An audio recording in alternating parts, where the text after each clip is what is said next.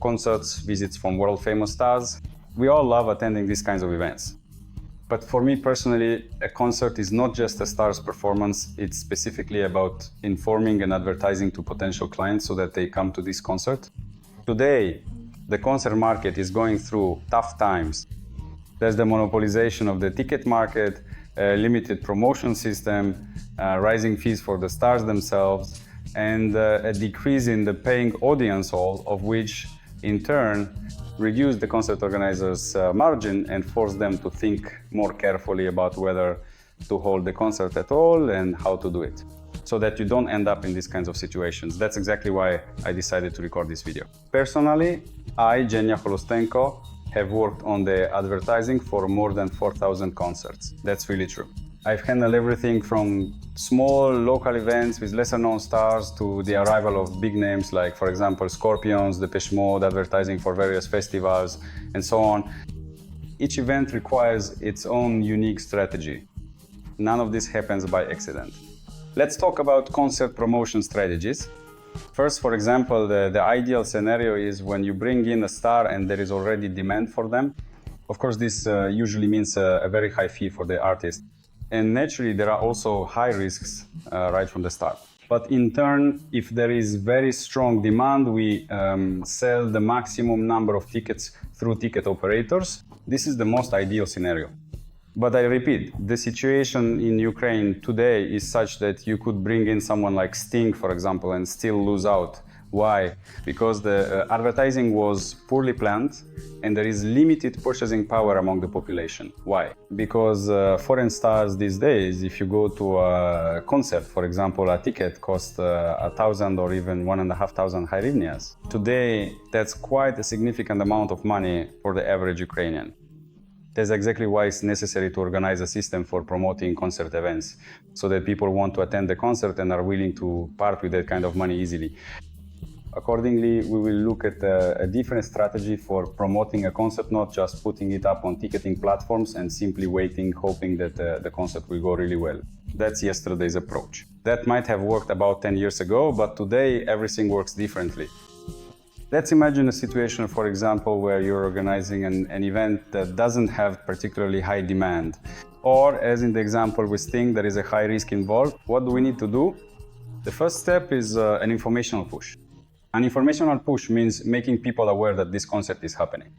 That's a fact. This could be radio, it could simply be social media, or it could be outdoor advertising, for example. But in our experience, from all the concerts I've promoted, radio advertising usually comes first so that people hear these melodies that create a certain emotional resonance with potential clients and make them want to come. Accordingly, for example, in the city of Odessa, radio is simply the most effective form of advertising. In the city of Kyiv, for example, it's Radio Energy.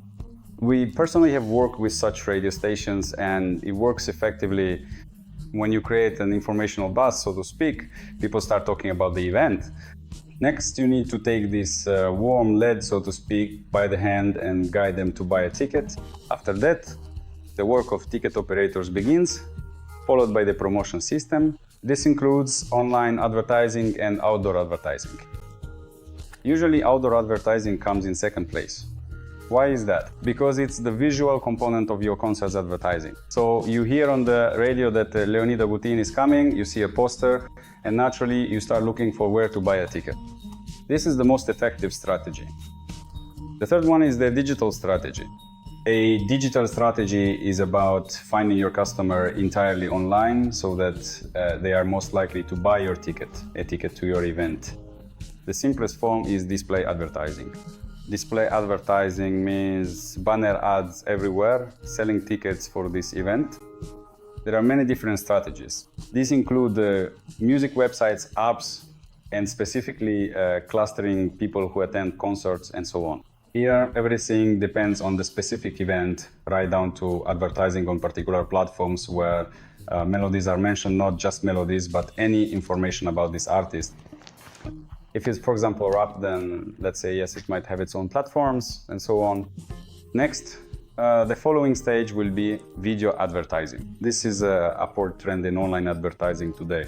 Why? Because it combines visual advertising and, in addition, music advertising at the same time. A person hears and sees there is such an ad format in YouTube True for Action.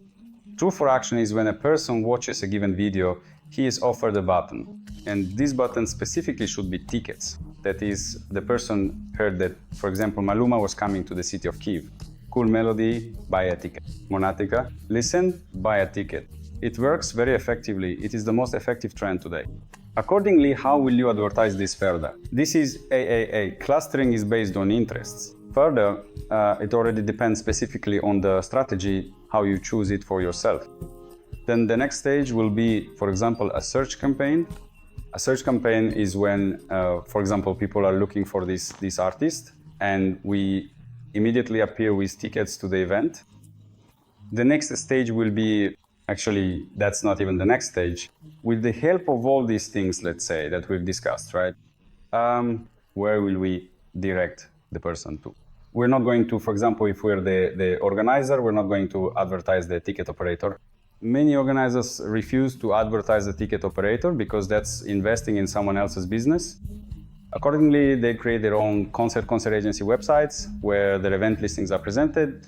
And in each one you go to the event listing, yes, you get the full event card. That's exactly where the ticket sales happen. Some even connect their own ticket purchasing services. There, the commission will be lower than with the operator. The customer in turn gets the lowest possible price. The organizer in turn gets direct ticket sales. That's how it works. The next stage will be social networks. Social networks also play a significant role. Why is that? Because traffic on social networks comes from people browsing around. People are browsing, they basically have nothing to do, so they just sit and scroll. That is, it's advertising in the newsfeed, advertising in messengers, advertising in stories, advertising on Facebook, advertising on Instagram. A variety of audiences are created. Next comes clustering, how to advertise this properly. Accordingly, for each concert, we develop an individual strategy that will maximize the incentive for people to come to the concert. That's exactly how it works. I can tell you more. If you try, for example, to use only Facebook or just run ads on the radio, it won't work. Why? Because our user needs to be present in the information space, radio, outdoor advertising, digital, the organizer's website, the ticketing platform, and offline, they also need to see where they can buy a ticket.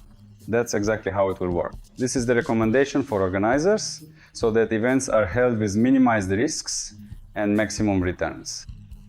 Basically, that's the general overview I can give you about concert advertising. For each event, an individual strategy is developed and discussed. From there, everything else happens in personal communication. You can reach out to me for consultations. We'll be happy to help you. Today, it was me, Evgeny Kolstenko, Google partner in Ukraine and concert advertising expert in Ukraine, here with you, wishing everyone success and great sales.